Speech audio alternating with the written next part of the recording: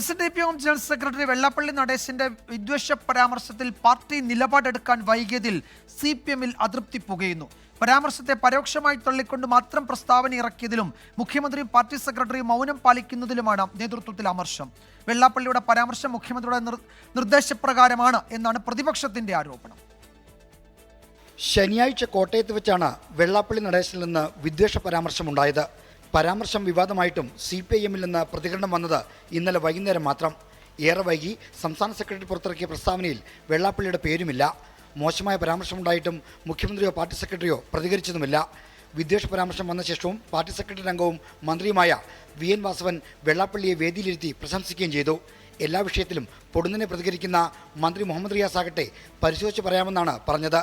ഇതെല്ലാമാണ് CPM നേതൃത്വത്തിൽ അതൃപ്തിക്ക് വഴിവെച്ചിരിക്കുന്നത്. പാർട്ടിയുടെ മതനിരപേക്ഷ നിലപാടിൽ സംശയം തോന്നിപ്പിക്കുന്ന സമീപനമാണ് വെള്ളാപ്പള്ളി വിഷയത്തിൽ ഉണ്ടായെന്നാണ് ഒരു വിഭാഗം നേതാക്കളുടെ വിമർശനം. പാർട്ടി നിലപാടിൽ ഇരട്ടത്താപ്പുണ്ടെന്ന വിമർശനവുമായി സൈബർ പടയാളികളും രംഗത്തുണ്ട്.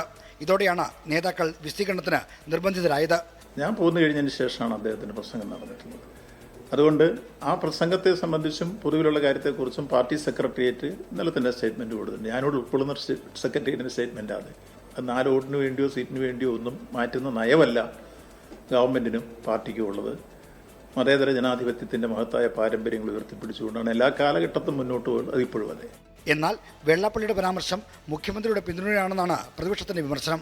മുഖ്യമന്ത്രിയുടെയും CPM-ന്റെയും നറേറ്റീവാണ് വെള്ളാപ്പള്ളി നടേശനെ കൊണ്ട് പറയിക്കുന്നത് എന്നുള്ള ഒരു ആരോപണം ഞാൻ ഉന്നയിച്ചിരുന്നു.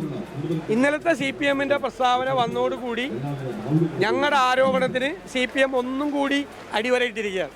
വെള്ളാപ്പള്ളിയുടെ വിദ്വേഷ പരാമർശത്തിൽ നേതൃത്വം സ്വീകരിച്ച സമീപനത്തിനെതിരെ CPM-നുള്ളിൽ വലിയ വിമർശനമാണ് ഉയരുന്നത്. R. ശ്രീജിത്ത്, 24, തിരുവനന്തപുരം.